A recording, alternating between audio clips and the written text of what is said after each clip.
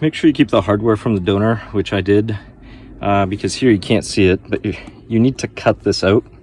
And there's going to be some of this Teflon glue. The hole's already in there. So I just need to go through, cut this square out on each side, and then I can just go ahead and put the hardware through, and I'm good to go. All right, let's see. So just cut that there. There's the flap. I thought it was like a Teflon glue, but this is just a tape. Oh, maybe it's like a Teflon. Anyway, there it is. So you have the hole right there. The only problem is it's not threaded, so it looks like I'm gonna have to thread it. No big deal. Just make sure the hardware, yep, I'm gonna have to thread it, or I didn't see threads. Yeah, so I'm gonna have to thread it, but it's there.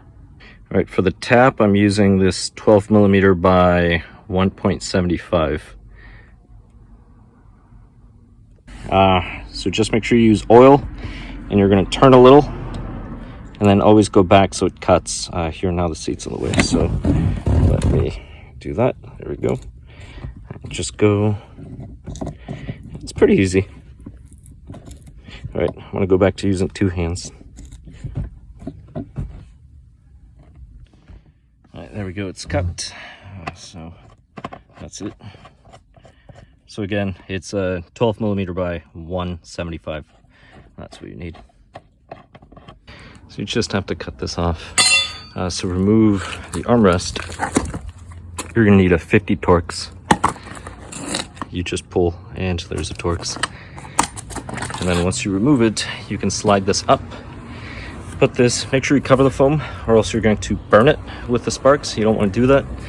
And then after that, just grind it off. If you really want it really smooth, go for it. You don't really need to. Foam's going to cover it. But that's it. In order to undo the seat cover, you're going to see the plastic down here. All you need to do is take a flathead, pop it out a little, and then just slide it in between the two. It comes right off.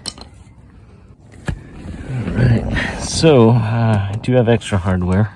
I'll just put this there. This is just because I brought extra hardware from the donor. Now for the seat belt, that one over there, make sure you use this one so that it can turn and swivel on this one.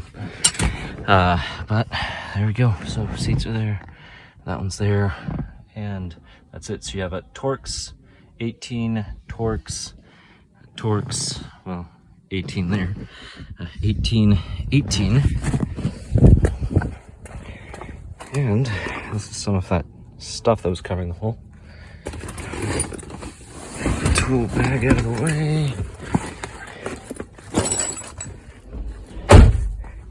And that's a Torx. I had to use some elbow grease to get that bottom one in. That one I still have to do, and then that one, but that's it. But before I do it, and I go to the other side, here it is. This was actually a lot worse. It had a bunch of, it still has that little stain there. I can get it off eventually. But I used Roma soap. There's a Foca as well, but you can use that Roma. And then just a brush, and I just scrubbed. This was all covered in engine grease, and the reason why is salvage yard, some dipsticks, for some reason they love taking engine parts out or other parts and then just dumping them on the seats. It was a pity. These are leather. I'm eventually going to replace these.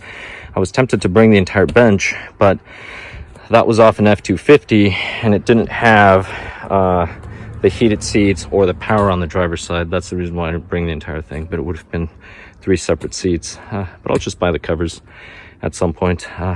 But this is it. So I now have a 9-seater. There's the seat belt. The thing goes down. I'm just going to leave it open so it dries out. There's still a little bit of moisture. Then I put a bunch of lubricant on all the metal parts. These things are gone, but I don't care. I'm not going to use coins. But here it is. When I get the covers, I'm just going to email the shop, make sure they don't, the seat shop probably will order them from there. Make sure they don't put those holes in there so it can be covered. And then I'll take the armrest, some of the foam, and take a piece and then glue it there. But here we go. So that's covered. and that goes up, and there we go. I've got my 9-seater now.